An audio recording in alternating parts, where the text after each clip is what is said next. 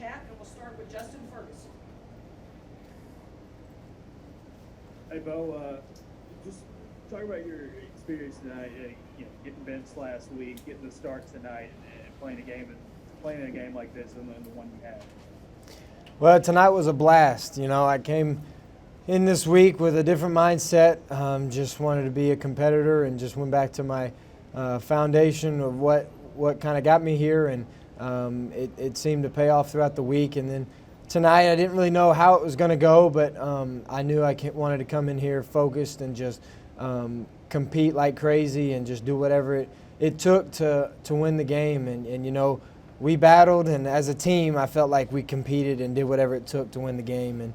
And finally, there at the end, we took the lead, and it paid off. Our defense played incredible down the stretch, didn't give up much of anything, and our offense battled and put together drives that were huge. Let's go to Jordan Hill. Bo, I want to ask you about the fourth down pass to Tyler. Just what was going through your head, and just sort of how did that play out to the point that you saw him and fired downfield? Well, we've been repping that play for a while, and they did a pretty decent job covering it. We tried to set a little running screen and get a rub out route, and they did a good job playing it. And so fourth down, anything can happen. They did a good job of setting the edge and coming up the field. And I just remember running back to the left, just trying to maybe do something, and Jarquez was over there, kind of just took off and kind of ran for a route himself, and I made that last guy miss, and I knew obviously everybody was about to be there and pretty much tackle me, and I saw Tyler Fromm running in the back. Crazy. I'll never forget the vision I had. I just saw that hair coming out of the back of his helmet, just flopping, running wide open, and I got lucky and threw it. Got the ball out of my hand just fast enough, and he ran under it and caught it. I didn't even see the ending, so I have to watch that one on video. Next question is Bennett Durando. Bennett?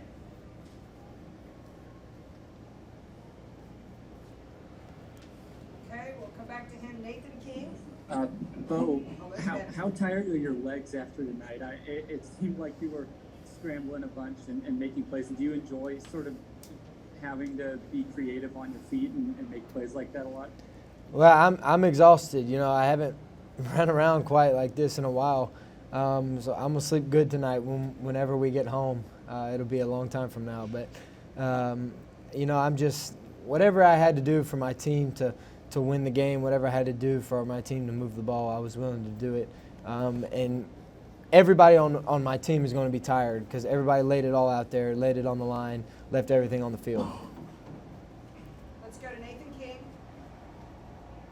Bo, at what point in this game did you sort of realize that was going to be your tactic, to scramble away to try to make plays on your feet, kind of as opposed to how you were performing in the pocket and what you were doing through the first few games? Well, today we came in with the plan that I had a few more zone reads and a few more, not necessarily designed quarterback runs, but running in the option of the play. And after the first quarter, after those first few drives, I came out running around pretty good. And anytime you play a man team, you're going to get some running lanes in there. And when everyone's covered in man, usually they don't necessarily cover the quarterback. That's the D-line's job. And our O-line did a good job of just getting those guys out of their rushing lanes.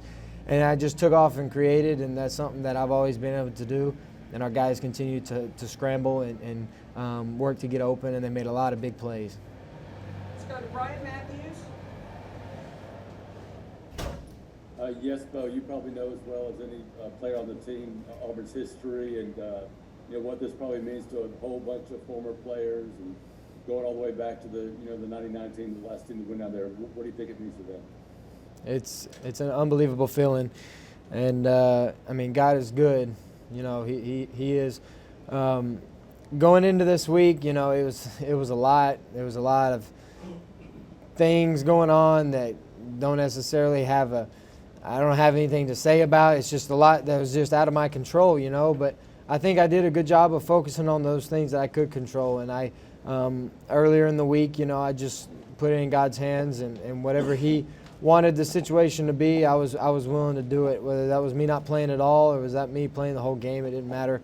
And, you know, of course, once tough times come around, he comes through for us pretty big. And he's just, I serve a big God, and he's incredible for what he's allowed me to do and the position he's put me in.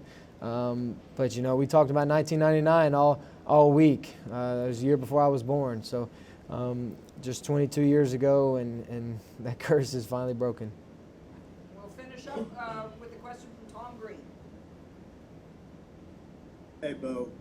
What can you say about Jarquez Hunter, especially on that final drive? Obviously, that long run and then punctuating it there at the very end. Well, I've said it in many interviews, and I'll keep saying it. That dude is just 110% effort on every single play. The moment is not too big. He's got the same look in his eyes and on a third down against LSU in Baton Rouge as he does on a Tuesday practice, and that's valuable. You know, that's not many people do that, and he just comes out and he just runs the ball so hard, and he got great vision. And of course, when we need a spark, he goes on a long run and gets us down there. And once he did that, I kind of knew we had a great plan to punch it in. And then obviously he did that there at the end. He ran through a guy to score, and it's just toughness, you know. And we pride ourselves on toughness, and we were all tough tonight. Bo, thank you very much. Thank y'all. War Eagle. We'll